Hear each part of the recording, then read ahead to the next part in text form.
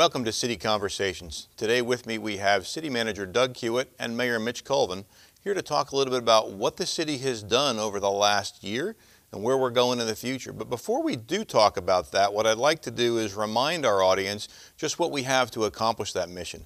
We've got about 1,600 employees in what is the 6th largest city and the 9th largest state in the United States. And so 1,600 employees to accomplish all of the things that you're about to hear from the mayor and from the city manager about what we do to support our residents. So a year in review and a little bit about fast forward where we're going next. So again, Mr. Hewett and Mayor Colvin, thank you for joining us today. We really appreciate it. Thank you for having us. And so 17 departments that we're going to talk about, and we're just going to really kind of go down the list, starting with transit and where we've done and what we've done from the transit side. So Mr. Hewett, if you could talk a little bit about the transit center that we recently opened here and what that means to our community. Well, the transit center represents promises made, promises kept. About 10 years ago, the City Council embarked upon a multi-year plan to improve public transportation in our community. That started with new buses, but it also, the centerpiece of that was a new modern transit center, which we opened up last year. And so a year now that it's been open, we've got Greyhound in there as well. We've got Megabus in there as well. It really serves as a multimodal center. It connects both our street transportation to our rail transportation as well. It's within one block of our Amtrak station here in downtown. It's 34,000 square feet. It cost almost $12.6 million and took over a year and a half to complete. But when we opened it up, I think everyone, all of the citizens, and I know all the members of the City Council also said it was time and money well spent. No, it certainly is a nice facility, and I know too the part I like about it is the meeting space that's in there, and so as well as the great facilities it offers for our residents in terms of getting places. We've also got places that folks can meet in there from a city perspective or from a citizen's perspective to use that facility. I know tied to transit too, one of the other things that we talked about, and Mayor, this was something from the council's directive, was instituting the Sunday bus service, which I know is very important. Tell us a little bit about that. Absolutely. You know, as we look to grow the city, it's essential that we have good public transportation options. We have a lot of citizens that need or would like to utilize public transportation to go to work and to worship. And so Sunday bus service is something we're very proud of, and I was glad to be a part of that with the City Council implementing that. And I know it's something that people are really taking advantage of. And I think, to me, that's really, as I sit here from the staff side and watch what you all do from the elected official side, this is an example of what you all do to think of new things that we're constantly trying to do to improve our city and how we better serve our residents. Absolutely. And what made it real to me, I was at one of the local restaurants, and I had a gentleman that walked up and thanked me in the City Council for implementing Sunday bus service. He said he had a Sunday schedule in his work, and it was always a challenge to get to and from. And he was very appreciative of it. So well, that makes it a great thing. That's fantastic. Again, always better serving our residents. And so transit is something I know we've worked hard at to improve over the last several years, as you said, Mr. Manager, the last 10 years, and coming to fruition with that promise. But from an economic development perspective, something that we're continuing to move forward with is what do we do to keep the city moving forward? And so one of the huge things, of course, just across the street from us where we're filming now is the baseball stadium. Absolutely. So, baseball stadium is sprouting up like, flowers in a garden. It has been something that we have dreamed about for a very long time, something we've worked on very diligently, Mayor, for the last 2.5 years. And it doesn't seem like it's been that long. It seems like it was only yesterday. But it was about 2 years ago when the Astros approached us when we finished our feasibility study, and it's been nonstop since then. And we hope to have the stadium open in April for a community gathering. And we are on schedule to do that now. And the groundbreaking was, what is it, August of last year, right? It feels that way. It was an amazing day. We had probably 500 or 600 people who came out to join us in what was an empty parking lot. And now, again, as you mentioned, across the street, what you see is the Prince Charles Hotel being renovated. You see a parking deck with an office tower being built over it, and of course our baseball stadium as well. All told, it's about $100 million of public and private investment going in across the street from City Hall. Well, it is huge, and I know too that as we're looking at footage here of the Prince Charles, that we've been in this place several times. So 59 apartments coming in across the street from us, between $1,000 and $1,500 a month rent, which I think is a pretty reasonable rate for a lot of our residents to be able to come and live downtown. But I think it's really a sign of things to come and where our city's going. And here we see pictures of Jordan Jones, the project manager and one of the principals for Prince Charles Holdings, giving a tour to our Citizens Academy. This was probably a month 2 months ago now, footage. Yeah. And what makes this so amazing as well is that you talked a moment ago about transit. The City Council didn't see this just as a recreational opportunity. Mayor, y'all really saw this as an economic driver.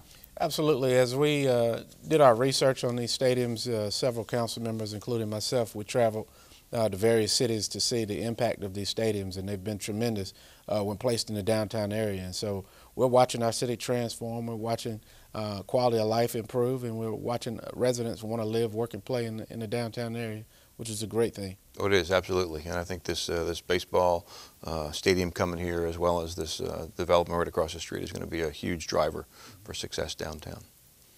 From a safety perspective and keeping our residents safe, both downtown and out in the community, we've got a fantastic police force. One of another 17 departments that we have across the city that serve our residents.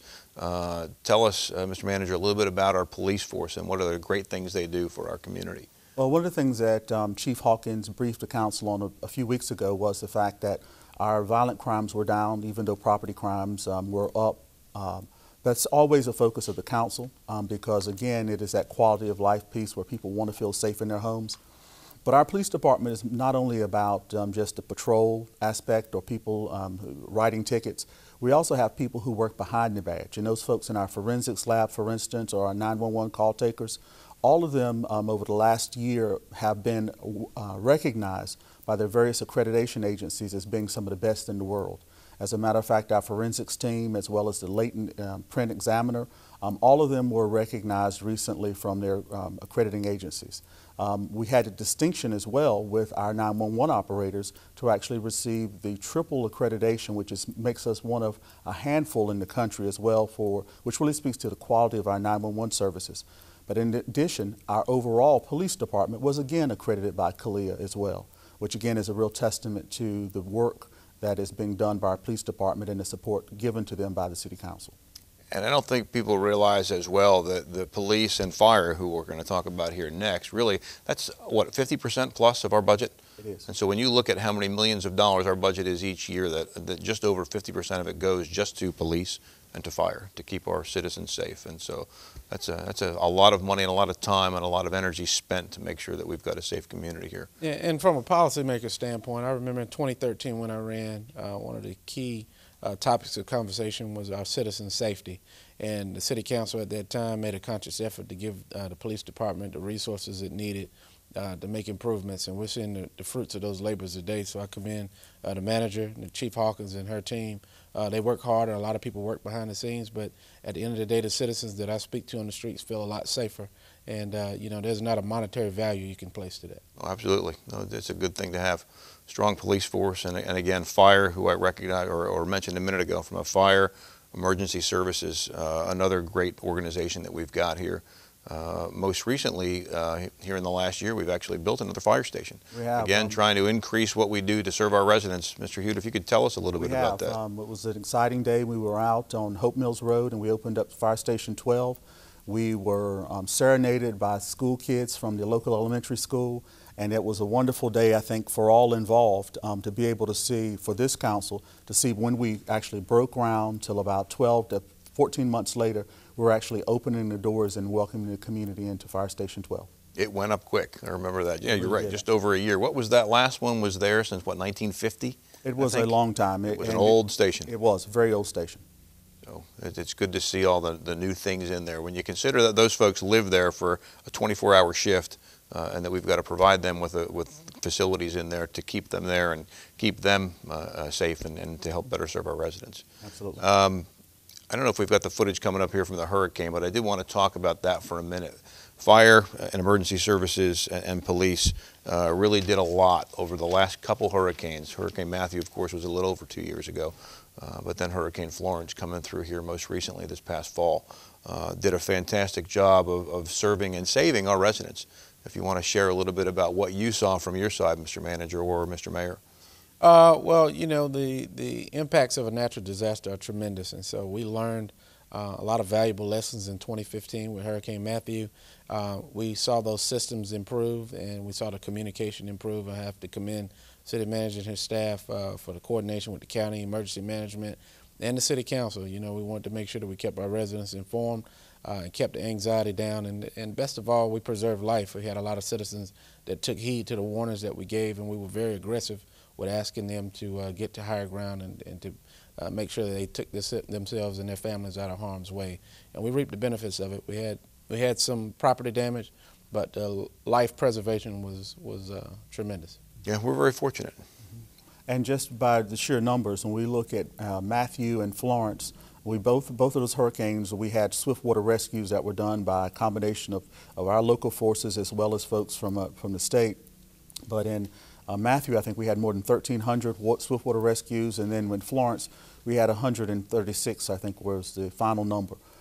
But don't let that fool you. That was still a tremendous storm. Hurricane Florence and Matthew, as the mayor said, what we've learned is that we can never be too prepared.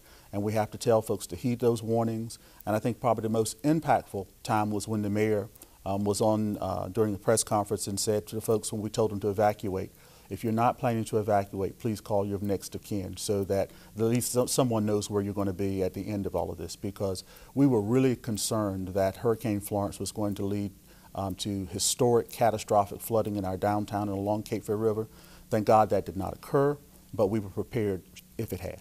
Well, it was certainly scary. And to your point with the mayor getting out there and letting people know through press conferences, I remember the media that came down here. I think much more so than Matthew a couple of years ago. Florence, we were inundated.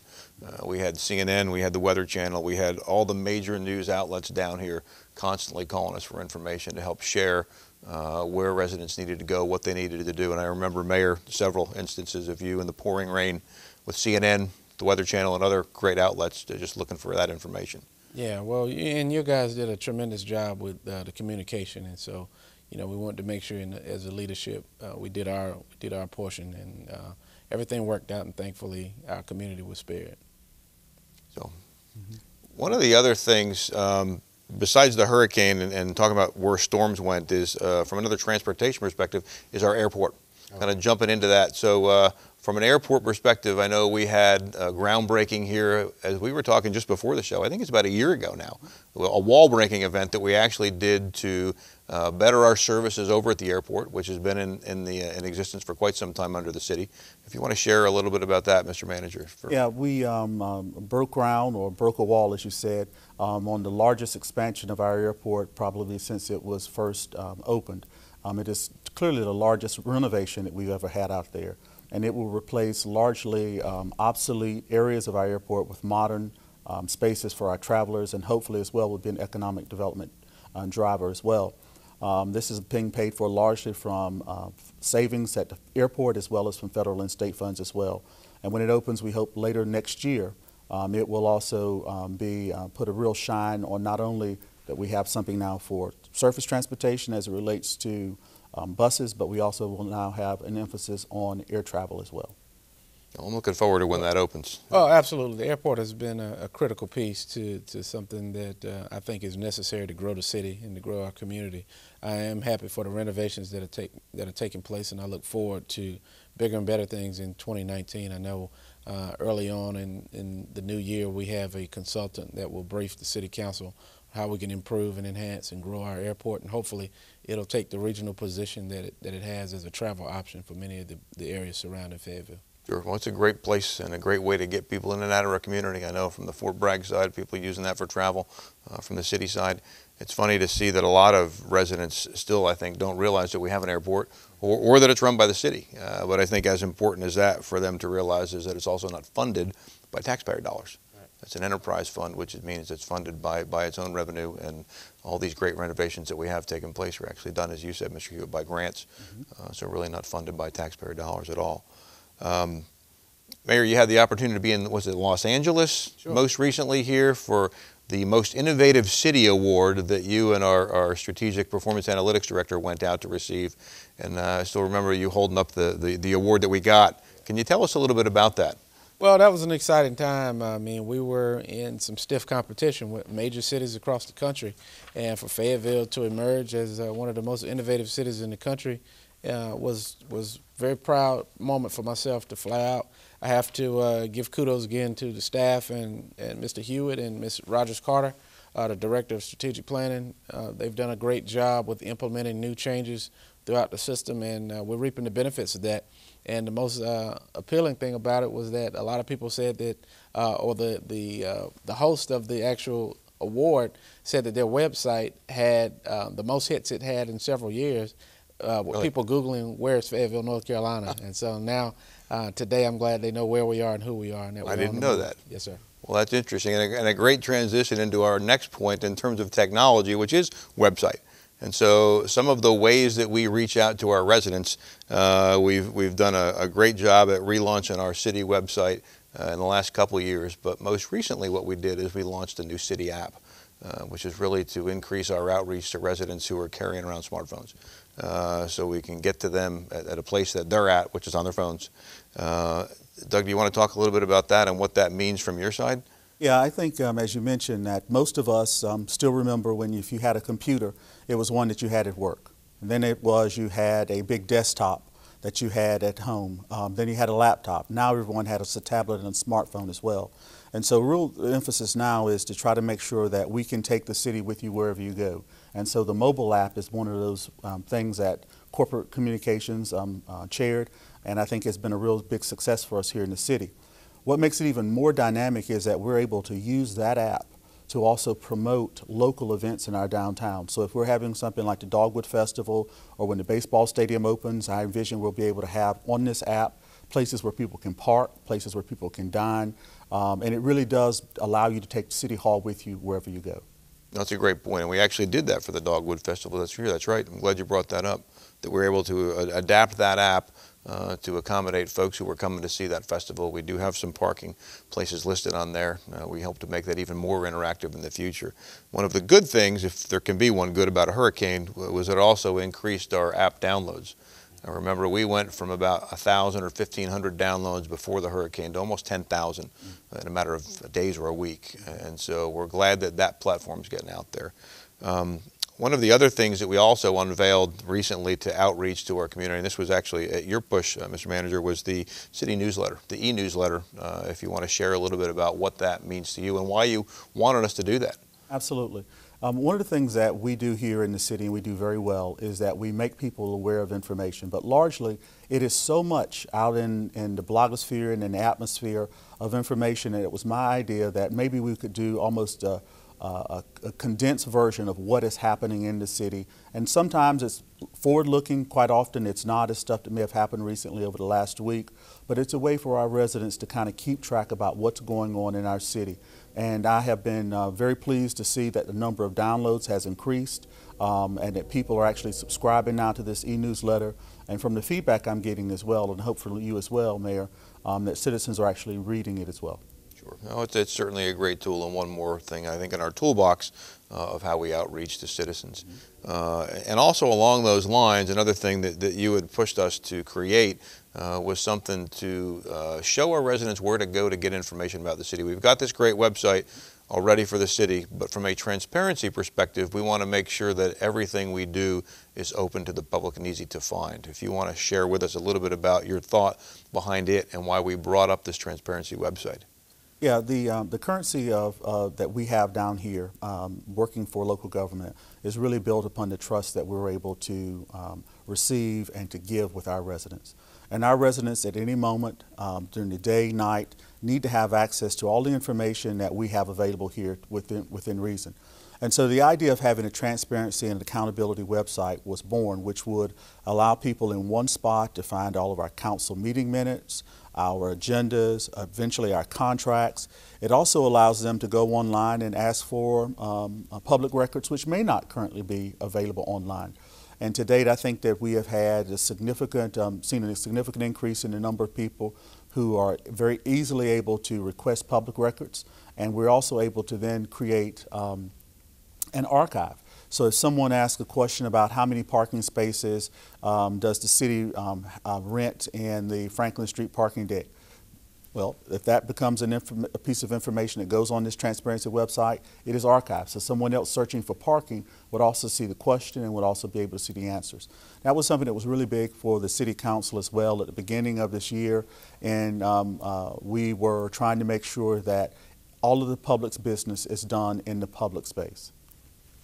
Absolutely. I mean, as policymakers, the trust of the people is critical.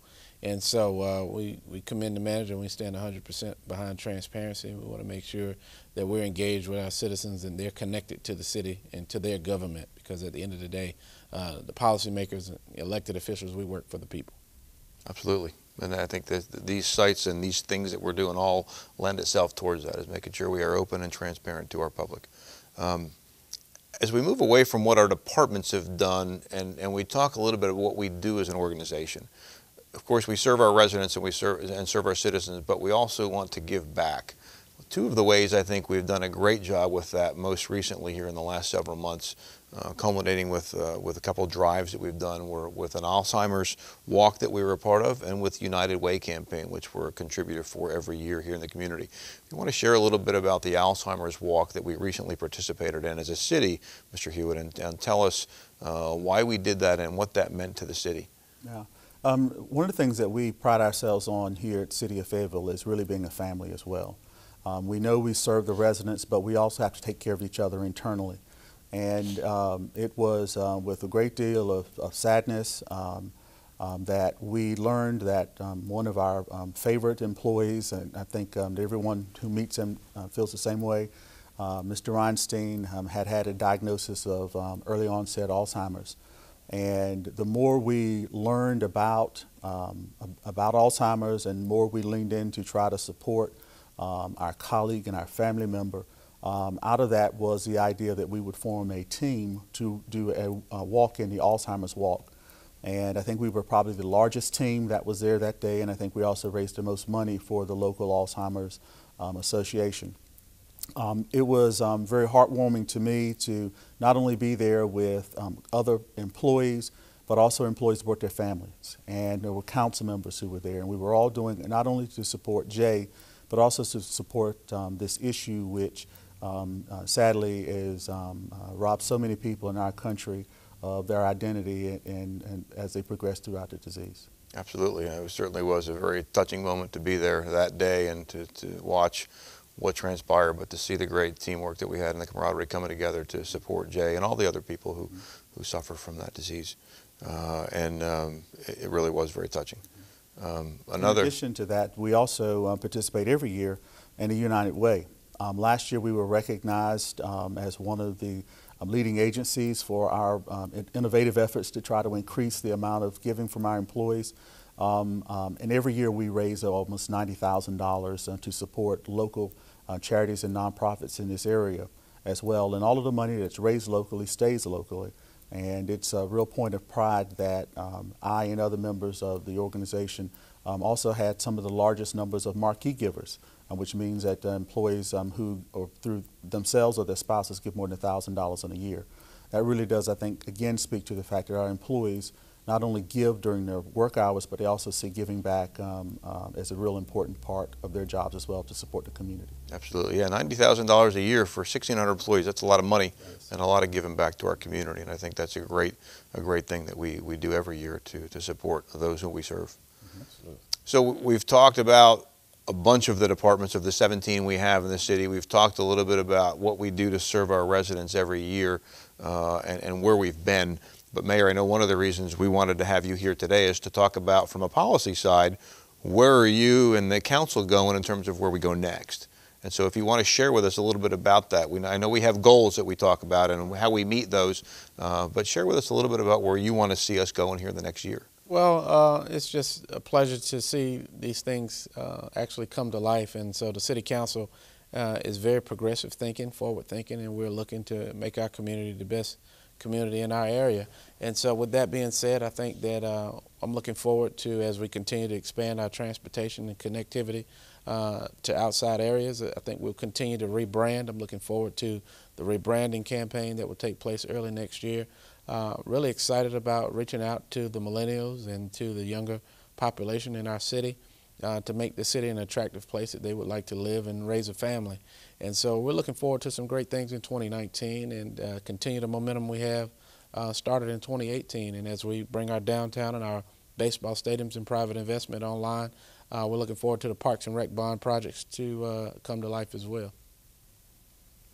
Doug, anything from your side in terms of the goals and where we're going from the senior staff perspective? Yeah, we are really looking forward to closing out a lot of large projects. Number one, the stadium, the parking garage and office tower across the street, completing many of the Hurricane Matthew projects which are still due, such as Mirror Lake Road, Shawcroft Road, as well as taking care of any remaining items from Florence, which wasn't as devastating to public facilities as Matthew was. So 2019 is still going to be a year of full construction for us. We hope as well with the completion of the Rowan Street Bridge, we'll be able to begin work on doing some conceptual work on the North Carolina Veterans Park Phase 2. We have tons of parks and recreation projects which are underway, such as the skate park, the Senior Center West, Senior Center East. We have a new swimming pool that we hope to open up next year out in Western Fayetteville as well. Next year is going to be a year of hammers and nails, concrete and steel. And I'd like to add just a quick note that those folks that were displaced, the private property owners that were still suffering from the 2 previous storms, to let them know that they're still high on the priority list, and hopefully in 2019 we'll bring some closure to some of the things that they've experienced over the last 24 months. Also, communities like Murchison Road and Louise Street in the Hollywood Heights area where the bridge needs to be replaced, you're high on our priority list as well. So we look forward to getting some great things done in 2019. A lot of moving pieces. And really, I think that was the intent, if nothing else, for people to realize today, is that with having both the mayor and the city manager here, that there's a lot of effort that goes into serving our residents. And this is not something that is easy. It takes a lot of hard work on both the elected officials and the senior staff perspective, and the staff of the entire city, 1,600 employees, to make this clock tick, to make things go down the way it needs to, of course, with the guidance coming from your side, Mayor and Council, to put us in the right direction and make sure we're better serving our residents each year. But holy cow, a lot of stuff, great things going on. Really appreciate you all taking the time to join us today. And we thank you all for joining us today as well, and hope that you'll tune back in for the next episode of City Conversations.